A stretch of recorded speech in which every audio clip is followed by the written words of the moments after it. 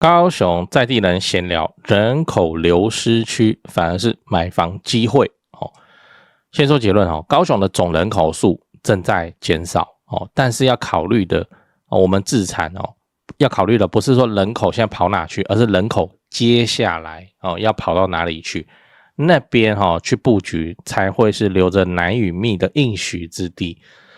嗨，我是买房阿元，订阅买房阿元，我先祝你老了有房也有钱。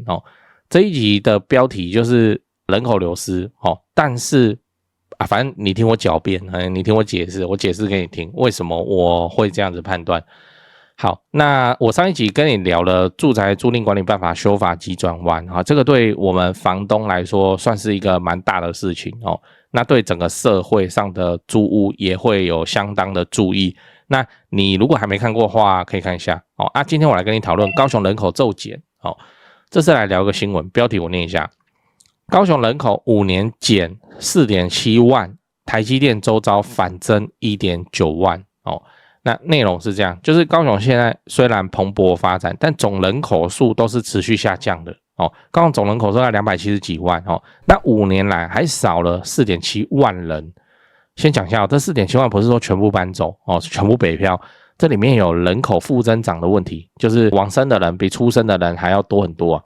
那这个现象在全台湾都在发生，然后人口数有逆势成长的地区，在高雄就是在台积电厂区旁边。好，来直接点名楠梓、左营、桥头、仁武这4区。那为什么会这样？答案刚才也提到啊，就是台积电。台积电在楠梓在半屏山山脚下设厂，那边应该就是6个厂了。P1 到 P6， 那现在的进度是 P1 厂进入量产阶段， P2 厂进行测试阶段。好，那到 P6 厂我看一看时间，反正至少啦2028年的 Q4 P5 厂应该都要走到量产，很快这进度非常的快。好，那台积电的工厂盖下去就会需要顶尖的这些工程师薪水都很高嘛。好，那工程师来，协力厂商也要来，协力厂商来，卖便当的也来，那饮料店也来，然后做 SPA 的，然后销售一些精品的店，通通都会跑出来，人潮就慢慢长出来了。涨了多少人？超过 1.9 万人，然后台积电还在盖呢，就是这样。再来你要知道，南高雄的人口在疯狂流出吗？那我们刚才讲的人口成长是主要是这几区，楠梓、左营、桥头跟仁武。好，这边都属于北高。好，那哪边人口在流失？南高啊，对不对？好，那是不是代表南高不能碰？很直觉嘛，人潮就是钱潮，人潮都离开了，你干嘛还留下来？但是这一次高雄的情况我要跟你说，你应该要留在南高，而且加倍下注为什么？我跟你分享一句投资界的名言，就买在无人问津时，卖在锣鼓喧天时，就是这样也对应巴菲特那个别人恐惧我贪婪之类的嘛。好，现在大家会离开南高雄的原因是什么？就感觉北高比较好，对不对？明显比其他地方好很多。那也就是说，市场现在的目光在不在南高？不在啊，这很正常啊。如果你不是跟我一样长期观察高雄的话，一定也是把焦点放在台积电，放在北高雄。那新闻都在报嘛，就是这样啊。然后你要新的房子，那个预售创新高的，大概也都在北高雄。但是南高雄的亚洲新湾区我个人认为它才是高雄市政府重仓押注之地因为北高的台积电终于搞定了。好，那接下来就是配合资源的角色就好。那南高雄它还有很重大的任务还没完成呢它发展的重心呢还是在南高雄的招商为什么？很简单因为亚湾现在到处都在施工。上半都还没盖出来，对不对？所以你现在在亚湾居住其实没那么舒服，到处都是大工地有一个施工黑暗期，所以人潮逐渐，然后它就还在盖，它也提供不了工作机会，你知道，除非你就是那个营造厂商，所以你往北高去谋生，然后去干嘛？这个是很合理的事情离开南高雄，往北高雄去生活，很正常这就还在盖啊，就还没有工作机会啊，上半都还没盖好啊，提供不出来啊。所以如果你只看人口的迁入迁出，你会觉得说南高 GG 亚湾完了，亚湾他妈喊了有没有20年啊？那到底是这个又来了因为人都往北走。好，可是你要知道重大建设流派怎么看好，如果你跟我一样是重大建设的流派的话，你就会有不同的看法，你反而会觉得说那就是南高了哦，机会就在这边。因为我们要的是什么？我们要的是趁这个地方还没有发展起来的时候，怎样先卡位，不然你等它发展起来就不是这个价格。等它都发展的很好，大安森林公园第一排，然后信义计划区谁不会买？这有钱大家都会买啊，这有什么？我们要的就是它丑小鸭变天鹅的变的这个过程哦。你钱真的很多，你一次去买一打天鹅那也行啊哦，可是你就吃不到丑小鸭变天鹅那个很剧烈的上升的幅度。我们重大建设流派，我们就是在看这个卡位啊哦。那我不讲亚湾，我们讲楠梓就好哦。在台积电宣布设厂之前哦，对大家来说楠梓是什么地方？楠梓我有相当多观众哦，所以我也不想讲那个话得罪朋友，就是能到市区还是来市区？为什么？因为学区的等级啊，或者什么消费啊，大概都是要到高雄市里头来做消费，来做上学，上课。你看嘛，雄中嘛，对不对？你看嘛，雄女嘛，你看嘛，师大附中嘛，不是都在市区？那楠梓真的本来就还好的地方，都市规划也不算有规划完，然后楠梓还有一个什么百慕达这样，然后台积电一宣布楠梓建厂，是不是就哇好香好香？那是谁有机会拿到便宜的楠梓？在新闻还没报之前就进场的人啊，或是本来的老屋主，你知道，他就住楠梓，怎么突然台积电要来？发生什么事？然后他的身价水涨船高。等到新闻天天报台积电，你要进场都变贵了。同样亚湾也是啊。现在新闻我说真的很少提到亚洲新湾区亚湾，所以我们都还有机会买在合理的价格等到新闻开始都3不5时在报亚湾，就跟报现在台积电一样的时候，你就会买的贵了很多了。而且亚湾你去观察你就知道，逐渐变贵重。他们的新案，亚湾没什么新案了，他们新案开价现在是很敢开的状态风险有没有？有啊，当然有啊。风险就是这个重大建设它翻车那以亚洲新湾区来说，就是 AI 翻车AI 翻车，然后亚资中心、亚洲资产管理中心金融的特许区也要同时翻车AI 要翻，亚资中心也要翻。好，那亚湾就会顺理成章的继续翻，翻车会怎样也不会怎样，就跟过去10几年、20几年一样就是放着好，那我个人认为这个翻车的机会不能说没有，但相对来说低，非常非常的多，因为它是高雄市政府的重仓押注之地。它有非常庞大不能失败的招商的任务，然后这个招商已经都有成效。现在不是说好啊，那就毛起来盖商办，好先盖再说以后招商再研究。现在不是这样的，现在是企业都要来亚湾就没有办公室嘛，然后甚至招商还招到了鸿海，鸿海在捷运Y15，你就85大楼前面那一块土地尖尖的那个地方，那边要盖鸿海的南部的总部。这个都已经落成，已经板上钉钉的事情真的是这样然后还有国际级的大企业，微软、IBM、高通、Cisco、Amazon 等等，还有 NVIDIA 超算中心嘛现在也都陆陆续续响应政府号召都在亚湾都先反正有办公室蒙赢啦就先这样啦，然后大家都在等什么？等特茂山盖好。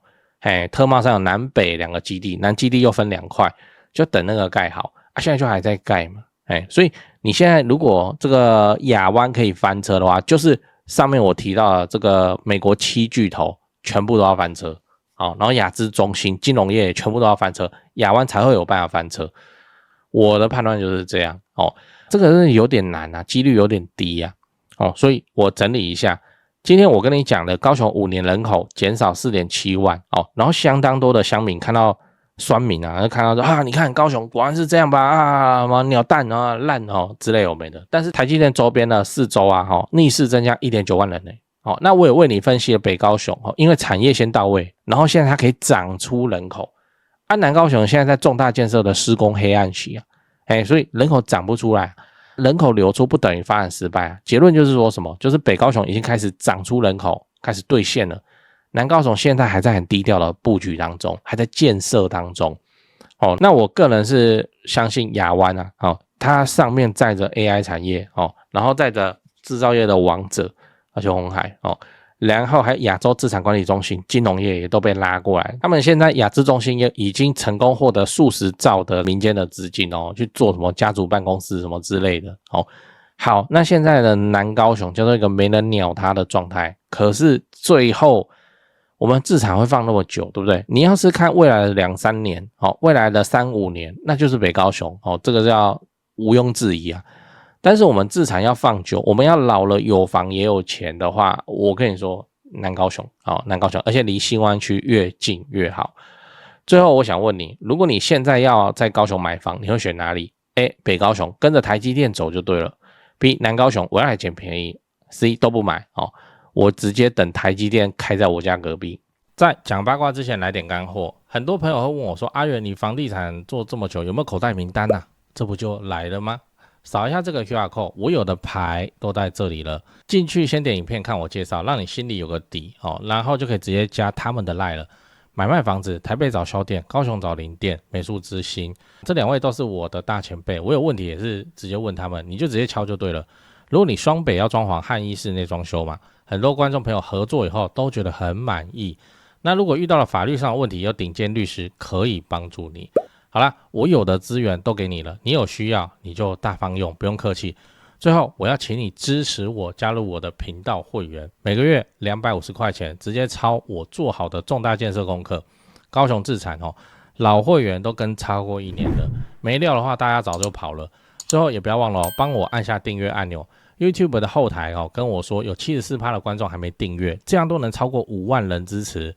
如果你还没订阅，麻烦先按一下买房阿元 logo 旁边那个可爱的按钮，对，点下去就对了。这样我离10万订阅又更近一点，拍片的动力也会暴增。按好了吗？感谢你这么挺我，祝你老了有房又有钱。讲八卦讲八卦，就是我们在看一个地区的发展的情况，它有一个很重要的先决条件我管你后面的计划再华丽管你后面的计划宇宙空港什么鬼的，有一个先决条件叫做空地空地论空地论你应该比较少听到，你觉得说这边好像不热闹，没有，你去看是不是大量的空地速地都整好了。虽然我的标题讲说人口流失，我在讲的是南高雄亚湾这边好，可是它现在就是有大批的速地啊。你在6都里头都市计划区里头，你去看哪边找得出这么庞大的空地速地就可以准备开发，没有禁建的问题。像台北你又要讲什么关渡平安就不能盖嘛。好，那高雄只有高雄你其他的地方都市里头附近生不出这么庞大的空地，亚洲新湾区包含205兵工厂然后包含特贸3特贸4特贸6一大堆，反正就是你要去梦时代你中间路过了那一大片空地，你就觉得说这里是在干嘛，那么超不热闹？没有，这就是未来发展的先决条件的燃料。现在在等什么？现在在等那个你要大量的招商进来。我跟你说，亚洲新湾区马上会先好的就是高雄软体园区2期，好，还没盖完，已经被企业都包下来了。再来就是等特贸3，特贸3的话，2029年预计要盖2栋，先还给市政府跟台电然后他自己处分剩下的4栋都是事务所在好，这2栋很厉害海景第一排超厉害的OK， 就在等这个啊。然后鸿海的话，那个案子目前预计是2034年那大家都在等这个新湾区的办公室盖好就要过来，不然怎么会搞到什么香蕉码头站2库，站2库是那个现在消费的地方站3库，站4库，站5库都拿来改做办公室，很奇怪呢。那个就是仓库，怎么硬改成办公室？就在等回到亚湾。那北高雄当然也有商办正在盖嘛就是汉神富邦凹子底 BOT 岸那边捷运凹子底站那边也在盖。但是后来我个人认为反正我的判断就是这样，也直接分享给你就是2030年以前北高雄2030到时候会等到台积电满血版然后汉神3馆那旅馆、百货公司然后这个40几楼上班通通都好，然后也发展了1-2年了 OK 好，会等到这个东西。好，可是2030年以后呢，谁有办法去接下高雄未来的发展？我个人看起来就是亚洲新湾区那亚洲新湾区它接棒2030年以后，所以现在就没人理它的状态，这叫很正常啊。那你南高雄出生的子弟们也会想往北高雄找工作啊然后北高雄这样子每天往返会觉得说南高雄的市容真是又老又旧又破北高雄房子好新好漂亮好，然后会在北高雄安家落户啊之类，都很合理哦，非常合理，这我都知道啊，就是接棒啊，高雄市政府的操盘看起来太明显了，就是这样。2030年以前，主角就是北高雄；2030年以后，因为北高雄2030年以前大概就盖的差不多了，之后不是不推新案，之后是推新案速度会放缓很多。然后南高雄呢，2030年以后，为什么还有大片的空地、大片的树地，说盖就盖？像 NVIDIA 不是之前什么台北总部，然后各家都来争嘛？各个都市的澎湖也说可以来哦。好，最后是降落台北市嘛？那当时的高雄市长就有说准备好了哦，他要的土地，他要的东西，我们通通都有啊，就是预计就要给他205兵工厂那边，这很合理啊。你看，所以我反而认为说啊，亚湾就是谨慎的打，现在看起来是 AI 看起来就是工业革命等级哦，这个大浪潮。那我当然希望 AI 的浪潮可以持续吹下去。OK， 好。那么2030年以后的亚洲新湾就很不得了哦，真的会很不得了，因为国际大厂通通都在这里哦。那北高雄的话就是台积电哦，那南高雄的话最强的公司哇，真的很强，有什么？有 NVIDIA， 有 AMD， 有 Intel 哦，有 IBM 哦，有 Microsoft 了，哇，这都是国际一流顶尖的企业，扎堆在哪边？是北高吗？也不是哦，就在南高雄这里。所以北台积电做生产制造。然后南的话，这边做那个研发设计哦，相当明确。我个人是认为说，南高雄中古屋啦哦，然后离亚洲新湾区近的啊，如果你的钱不多，因为你现在去买北高很贵，你知道，那你现在钱不多的话，往南包蒙布局啦哦，加减布局啦。我认为到2030年以后，你不要说很久，这我们都等得到哦。现在就2026下半年了，好 ，OK， 那就到2030以后，你就开始看到说，哎。这个南高雄好像有点猛啊，那个楼怎么盖那么高啊？啊，什么商办啊？真的能找到那么多人来上班？哎，怎么那个大企业来就直接给你包层的啊？哦，包好几层这样，一下子就满了，好像还不够用。好，开始人力会回流到南高这边，哇，那到时候我们这种长期自产者，我们又熬对了。哎，我看的就是这个剧本，2030年微分界前跟后就是这样。那当然啦。讲是这样子讲，中间会不会发生什么陨石撞地球，然后超级大地震，台湾裂成2半之类，有没人就在研究。